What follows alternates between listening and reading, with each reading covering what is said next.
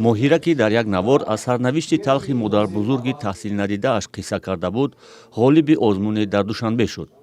тоҷик духтар тарҳи сафорати Амрико дар Тоҷикистон аст ки дар арафаи 16 рӯзи мубориза бар хушунат алайҳи занон роҳандозӣ шуд. Это, наверное, будет звучать немножечко неправдоподобно, но я действительно не ожидала, что я выиграю. ин шояд каме ғайривоқеӣ садо диҳад, вале воқеан ҳам ман бовар надоштам ки ғолиби озмун мешавам. ман натиҷаи озмунро мунтазир будам, зеро чанд нафар духтарони шиносам ҳам иштирок карда буданд. дар бораи видеои худам бояд бигӯям ки ман дар бораи сарнавишти бибиам кайҳо боз қисса кардан мехостам ва он сарнавишт на танҳо ғамангез аст, балки мехоҳам духтарони ҷавони деҳотӣ аз навоҳии хурд ӯро шунида илҳом бардоранд. аз ин рӯ вақте ман дар бораи озмун шунидам, ҳамин идея ба сарам омад.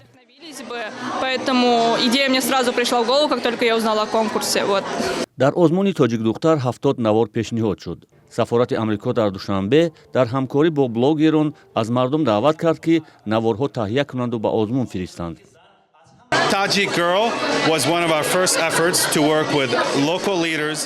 тоҷик духтар яке аз лоиҳаҳои мо буд ки дар ҳамкорӣ бо фаъолони маданӣ ва дигар шариконамон роҳандозӣ кардем, то ки суҳбатҳоро саросари Тоҷикистон дар бораи он ки зани тоҷик будан чӣ аст ва зани тоҷик кӣ аст. аз ҳама ҷолиб ин буд ки ҳамин ташаббусро худи занҳои тоҷик ба мо пешниҳод карданд.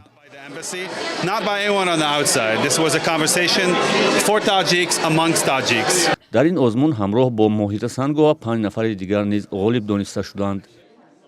аслан тамоми видеоҳое ки дар зери лоиҳаи мазкур яъне омода гардиданд ва пахш гардиданд сазовори аҳсану офаринҳо ҳастанд, зеро тоҷик духтарони мо бо ин ташаббуси худ нишон дода тавонистанд ки онҳо чӣ қадар яъне пешрафта ҳастанд, ҳамқадами замон ҳастанд, онҳо ҳар як яъне мақсаду мароми муайян дар зиндагӣ доранд.